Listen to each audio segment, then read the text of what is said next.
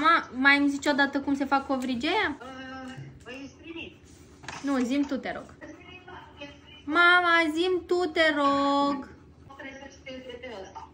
Păi și nu vezi, mămică? Hai. Mama, te rog, zi-mi tu. De ce nu-mi zici? Zi-mi. Hai să-l găsesc. Doamne ferește, doar atât. Adela, ăsta care îl fac acum e pentru... Așa. Covrici cu coș, 45 de minute la crescut. Pui într-un bol 100 ml lapte Adela, să nu te uiți până la 100 ml apă caldă, 25 g zahăr, 7 g drojdie, un alt puș, 25 ml ulei, o lingură sare. O lingură de stare întreagă? Păi da, sunt covrici sărați. Ok. Se amestecă puțin. După care pui 330-350 g de făină. Oh, Doamne, Că nici știu. Aluata. Se lasă la dospit 20 de minute. Păi ai zis 45.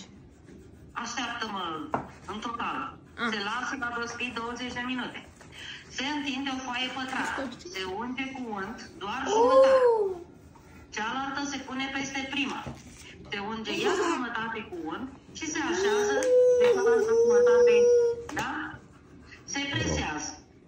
Se taie fâșii de 2 cm. Și lungi cât e aluatul, da? Se răsucește ușor fiecare foaie și se unesc capetele. Da?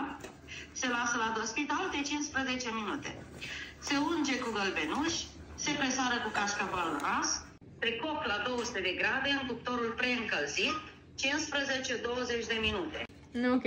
Da? De 2 ori l-am crescut. Bine. Bine, pa! Încerc să văd ce-mi iese. Nu-i mare lucru. Nu-i mare lucru? No. O să-mi iasă sigur, sigur? Da, fată. Totul e că să-i lași. Așa că mie mi-este toată mâncarea excepțional de bine? Oh, da. Așa că eu fac cea mai bună mâncare dintre toți oamenii pe care îi știi? Oh, da.